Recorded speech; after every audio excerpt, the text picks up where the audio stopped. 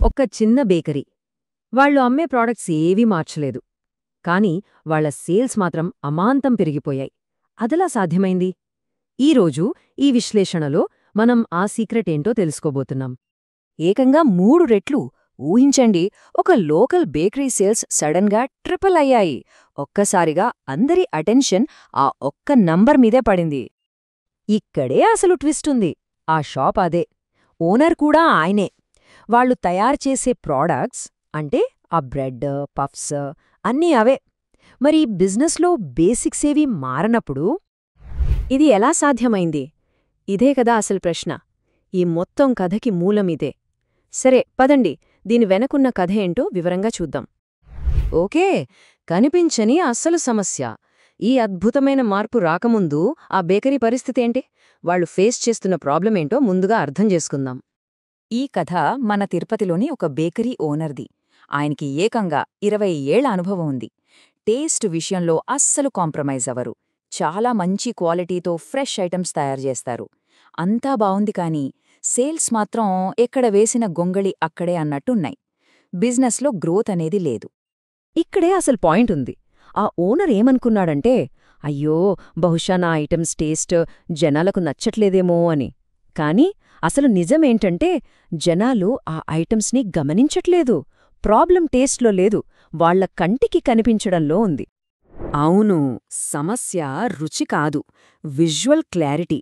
అంటే కంటికి ఎంత స్పష్టంగా, ఆకర్షణీయంగా కనిపిస్తోంది అనేది. ఆ షాప్లో షెల్ఫ్లన్నీ కిక్కిరిసిపోయి, లైటింగ్ ఏమో చాలా డల్గా ఉండి, ఐటమ్స్ అన్నీ ఒకదానిమీద ఒకటి పడేసుండేవి. దాంతో కస్టమర్లకి ఆ ప్రోడక్ట్స్ ఎంత బాగున్నాయో కూడా తెలిసేది కాదు. సో ఇక్కడ్నుంచే అసలు కథ మలుపు తిరుగుతుంది.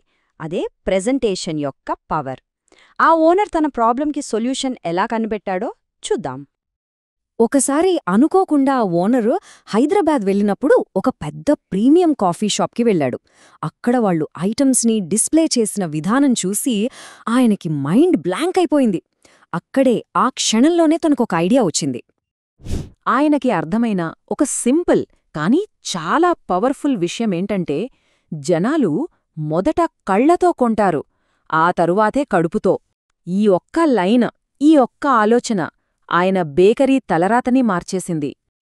సరే, మరి ఆ ఓనర్ చేసిన ఆ 3 కీలకమైన మార్పులేంటి? వాటి గురించి ఇప్పుడు క్లియర్గా చూద్దాం. First, lighting. ఐటమ్స్ అన్నీ ఫ్రెష్గా, నోరూరించేలా కనిపించడానికి warm yellow LED focus lights పెట్టించాడు. రెండోది, కలర్ అండ్ లేఅవుట్. చెక్క ట్రేలు, వెనకాల వైట్ బ్యాక్గ్రౌండ్ వాడటం వల్ల ప్రతి ఐటమ్ భలే హైలైట్ అయింది. అన్నిట్నీ ఒకదానికొకటి అంటించకుండా మధ్యలో గ్యాప్ ఇచ్చి నీటిగా సర్దాడు. ఇక మూడోది, కేటగిరీ గ్రూపింగ్. బ్రెడ్స్ అన్నీ ఒకచోట, పఫ్స్ ఒకచోట, పేస్ట్రీలింకోచోట, ఇలా విడివిడిగా సెక్షన్స్ పెట్టి వాటికి బోర్డులు కూడా పెట్టాడు. చూడ్డానికి చాలా సింపుల్ మార్పులే కదా, కాని ఈ మార్పులే ఆ బేకరీకి ఒక ప్రీమియం లుక్ని తెచ్చిపెట్టాయి.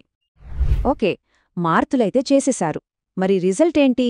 దీని వెనుకున్న సైకలాజీ ఏంటి ఇప్పుడు చూద్దాం. నమ్మలేరుగాని ఈ మార్పులు చేసిన జస్ట్ 2 వారాల్లోనే రిజల్ట్స్ కనిపించటం స్టార్ట్ అయింది. ఇప్పుడు చూడండి అసలైన మ్యాజిక్. నంబర్స్ అబద్ధం చెప్పవు కదా. బ్రెడ్ సేల్స్ 3 రెట్లు పెరిగాయి. వెజ్ పఫ్ సేల్స్ అవి 3 రెట్లు పెరిగాయి. ఎగ్ పఫ్ సేల్స్ కూడా డబుల్ అయ్యాయి. మనం మొదట్లో అడిగాం కదా, ఇదెలా సాధ్యమని. ఇదిగో ఇదే దానికి సమాధానం. డబ్బులే కాదు, కస్టమర్ల నుంచి కూడా సూపర్ ఫీడ్బ్యాక్ వచ్చింది. షాప్లోకి వచ్చిన వాళ్ళందరూ, సార్, షాప్ ఎంత ఫ్రెష్గా ఉందో, ఐటమ్స్ చాలా బావున్నాయి అని మెచ్చుకోవడం మొదలుపెట్టారు. అంటే ఇక్కడ పెరిగింది సేల్స్ మాత్రమే కాదు, కస్టమర్ ఎక్స్పీరియన్స్ కూడా. అసలు ఈ విజువల్ చేంజెస్ ఎందుకింత బాగా వర్కౌట్ అయ్యాయే? దీని వెనక సింపుల్ సైకాలజీ ఉంది. ఆ బ్రైట్, వార్మ్ లైటింగ్ మనలో ఆకలిని ప్రేరేపిస్తుంది. ఐటమ్స్ మధ్య గ్యాప్ ఉండటం వల్ల అవి ఇంకా విలువైనవిగా, ప్రీమియంగా కనిపిస్తాయి.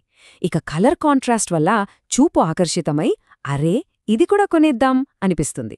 అలాగే క్లియర్గా సెక్షన్స్ ఉండటం వల్ల కన్ఫ్యూజన్ లేకుండా ఫాస్ట్గా డెసిషన్ తీసుకుంటారు. సరే, ఈ మొత్తం కథ నుంచి మనం నేర్చుకోవాల్సిన అసలైన పాఠమేంటి? ఆ బేకరీ ఓనర్ చివరగా చెప్పిన మాట ఇది: నేను ఇన్నాళ్ళు టేస్ట్ మీదే ఫోకస్ పెట్టాను, కానీ ఆ టేస్ట్ని జనాలకు చూపించడానికి ప్రెజెంటేషన్ ఇంత అవసరమని నేను రియలైజ్ అవ్వలేదు. చూడండి, ప్రోడక్ట్ క్వాలిటీ చాలా ముఖ్యం, కాదనట్లేదు. కానీ ఆ క్వాలిటీని కస్టమర్కి కనెక్ట్ చేసేది ప్రెజెంటేషనే.